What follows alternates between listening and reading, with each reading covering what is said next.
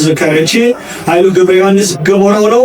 የፕሮግራሙ እንግዶች በርካታ ናቸው። እንግዲህ ከፕሮግራሙ እንግዶች አንዱ አሌክስ ነው። መሀላችን ስለተገኘ በጣም ደስ ብሎኛል። አሌክስ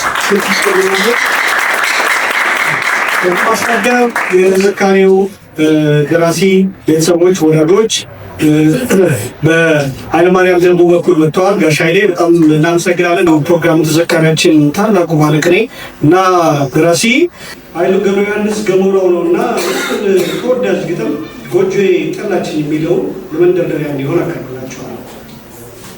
ጎጆዬ ጠላችኝ፣ እኔ የጠላሽኝ ያለ ምክንያት ነው።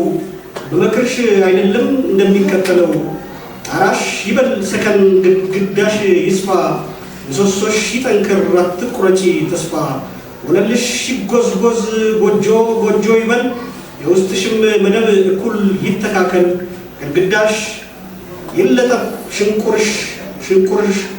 ሽንቁርና ቀዱ ከውጭ የገባ አይቆንድልሽ ብርዱ ጣራሽ ችምችም ብሎ በደንብ ይሰራልኝ አናቱ በረዶ እንዳይኮረኩመኝ ታዛሽ ሰፋ ይበል ካፍ መጠለያ እንዲሆን ከርታታ በዚያ ሲያልፍ ዋዳሽ ሰፋ ይበል ለጋለ ማስቀመጫ መከር እንዲጎተር ለክፉ ቀን መውጫ እንዴት ታኮርፊያለሽ እንዴትስ ትጠይ ለገዛ ሕይወትሽ ተመከሪ ባልኩኝ ሰዎች ፍረዱልኝ ወይም ፍረዱብኝ ጎጆዬ መጥናት ሁኔታው ቢጨንቀኝ ከደጇ ላይ ሆኜ ማዘኔ ሳኩኝ ይላል ገሞራው። በጣም አመሰግናለሁ። 18ኛው ፈለገ እንግዲህ ታላላቆቹን እያጀገነ ደግሞ ታላላቆቹን እያከበረ ቀጥሏል። በመቀጠል የገሞራውን የነጻነት ትግል ታሪክን የሚያወሳ አንዳንድ ጽሁፎችን አንብቤላችሁ ወደ ገጣሚያኑ እንደሚመልሳችሁ ይሆናል። የገሞራው ሕይወት ታሪክ የነጻነት ትግል ነበር ቢባል ማጋነን አይደለም። በቀዳማዊ ኃይለ ሥላሴ ዩኒቨርሲቲ የተማሪዎች ትግል ከዋነኛ አመራሮች አቀጣጣዮች አንዱ ኃይሉ ገሞራው ነበር። ያን ጊዜ ያቀጣጠለው የትግል ገሞራ ቀዳማዊ ኃይለ ሥላሴ ዩኒቨርሲቲ የተማሪዎች ትግል ከዋነኛ አመራሮች አቀጣጣዮች ዋናው ኃይሉ ገሞራው ነበር። ያን ጊዜ ያቀጣጠለው የትግል ገሞራ እስከ መጨረሻው የሕይወቱ ፍጻሜ ድረስ አልበረደም። ይህ ከባድ መስዋዕትነትን አስከፍሎታል። በዚህም ከትምህርት ገበታው ሲታገል በተደጋጋሚ ሲታሰር ሕይወቱ ሁሉ ምስቅልቅል ሆኖበት ነበር። ራሱን በተደጋጋሚ እንደሚናገረው የወጣትነት ጊዜውን ያሳለፈው እንደ ተፈናጋጭ እንቦሳ በየወሩ ሲታሰር እንደ ኮርማም ሲቀጠቀጥ ነው። በጣም አንባቢ የሀገሩንና ዓለም አቀፋዊ ጉዳዮችን በንቃት የሚከታተል የነበረው ኃይሉ ገሞራው ንባብ ያለ ዕድሜው እንዲበስል አድርጎት ነበር። ለገሞራው ከነጻነት በላይ ምንም ነገር አልነበረም። የተለያዩ ጉዳዮች ላይ የመሰለውን ጽፎ ለአደባባይ ያቀርባል። የአፍሪካ አንድነት ድርጅት በ1955 ዓ.ም በአዲስ አበባ ሲመሰረት ስለ አንድነት አስፈላጊ እንድታወሳ አንድነት በሚል ርዕስ ያዘጋጀው መጽሐፍ በጉባኤው ለተገኙ የአፍሪካ መሪዎች አስነብቦ ሁሉ ነበር። የሚገርመው በጽሁፉ ላይ የዘመኑን የኢትዮጵያ ባለስልጣናት የሚዘልፍ አረፍተ ነገሮች አሉበት በሚል ለስር ተዳረገበት እንጂ ምንም አልረባው ነበር።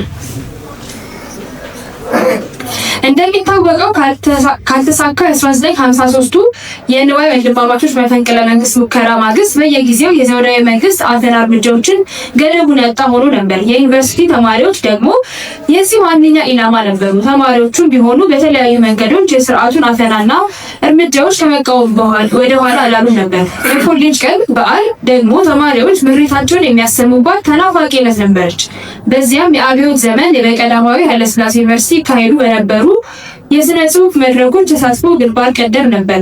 ከነበሩ ተማሪዎች አንዱ ኃይሉ ገሞራው ወይም ደግሞ ኃይሉ ገብረ ዮሐንስ ነበር። አብዮታዊ ግጥሞቹና መጣጥፎቹን የአብዛኛውን ተማሪ ቀልብ በቀላሉ ከመሳብ ባሻገር ተማሪዎች ጭቆናና ግፍን በቁርጠኝነት እንዲታገሉ የሚያነሳሱ ነበር። በዚህም ኃይሉ ገሞራ የሚለው ስም በዩኒቨርሲቲው ተሰጥቶት እጅግ ታዋቂና ገናና ሆኖ ነበር። ታዲያም በ1954 የተማሪዎች በዓል ላይ ኃይሉ ገሞራው ሲኦል የተሰኘ ግጥሙን ያቀርባል።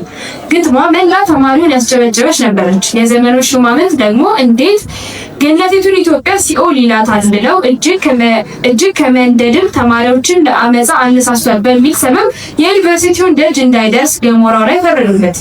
ይህ ሳይበቃቸው ዘብጥያ ወረወሩት። ገሞራው ግን ወላጅ ብዙ ነበርና ብዙ ሳይቆይ በሌሎች ተማሪዎች ግፊት ከእስር ተፈቶ ወደ ትምህርት ገበታው እንዲመለስ ሆነ። ይህ በእንዲህ እንዳለ የ1955 ዓ.ም የትምህርት ዘመን እንደተከፈተ የቀዳማዊ ኃይለ ሥላሴ ዩኒቨርሲቲ ተማሪዎችን መብትና የአካዳሚ ነጻነት የሚጋፋ አዳዲስ ሕግጋት አውጥቶ ነበር። ሕጉ እንደሚደነግገው የተማሪዎች እንቅስቃሴዎች በተማሪ ርዕሰ መምህራንና በፋካልቲው አማካሪዎች የሚወሰን ሆነ። በተማሪዎችም ልሳን መንግስትን የሚተቹ ጽሁፎች ሊወጡ የማይቻሉ እና የማይሞከሩ ነው። ይህን ውሳኔ ተቃውሞ ኃይሉ ገሞራውን ጨምሮ በእውቀታቸውና የፖለቲካ ንቃታቸው ከሌሎች ተማሪዎች የተሻሉ ጥቂት ተማሪዎች ይሰባሰቡ ጀመር። ለፍትህ ለነጻነት የመታገል ዓላማ ያነገበ ቆራጥ የተማሪ መሪዎችን የሚያሰባስብ ድርጅት አስኳልን መሰረተ። ይህ አስኳል ነበር እየተጠናከረ መጥቶ በ1956 ዓ.ም ብሔራዊ የኢትዮጵያ ዩኒቨርሲቲ ተማሪዎች ማህበርን ህልው ያደረገው። ማህበሩ የሚያነሳው የጥያቄ አድማስ እየሰፋና እየበረታ መጥቶ የጭሰኛውንና የባለመሬቱን ግንኙነት ፍትሃዊ እንዲሆን ሲል መንግስትን ያሳስብ ጀመር። መሬት ላራሹ የሚል መፈክር ትግሉን አፋፋሙ። ኃይሉና ጓደኞቹ መጋቢት 4 ቀን በ1957 ዓ.ም መሬት ላራሹ የምትሹ ተዋጉለት አትሽሹ የሚል መፈክር አንግበው ከ6 ኪሎ ካምፓስ የፓርላማ መቀመጫ እስከሆነ እስከ 4 ኪሎ ድረስ በድፍረት ሰላማዊ ሰልፍ አካሂደውም ነበር። የሰላማዊ ሰልፍ አስተባባሪዎች የነበሩት ኃይሉና የትግል ጓደኞቹ የመንግስት ጥርስ ውስጥ ግን መግባታቸው አልቀረም። ኃይሉን ጨምሮ 9 የተማሪ መሪዎች ከትምህርታቸው እንዲታገዱ የዩኒቨርሲቲው አስተዳደር ይወስንባቸዋል።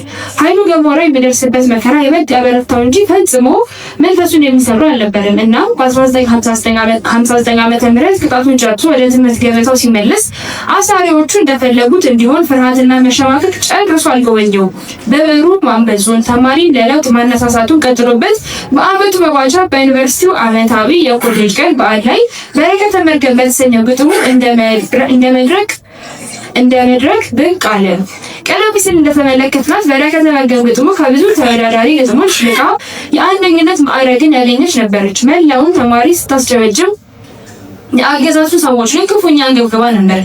ገሞራውም ቢሆን መርዛማ ብዕረኛ የሚል ስም ከማሰጠት እና ከዩኒቨርሲቲው ከነአካቴው እንዲባረር ሁሉ ምክንያት የሆነች ይህች መዘዘኛ ግጥሙ ነበረች። ይህ ከሆነ ከ36 ዓመታት በኋላ ኃይሉ ገሞራ የበረከተ መርገም ግጥሙ መዘዝ እንዲህ ያስታውሳታል። ያለ ትምህርትና ስራ ለብዙ ወራት ካሳለፍኩ በኋላ እንደገና ስመለስ ይግረማችሁ ብዬ በረከተ መርገምን ይዤ ቀረብኩ። አበይ የህጉ ወረቀቶችን ሳስራጭ በማወቃቸው በሰዎች ተቋሚነት ተይዤ ተቀጠቀጥኩ። ያው ሁሉ የብዕር አመፅ የፈጠረው ዋጋ ነበር ይለናል ኃይሉ ገሞራው።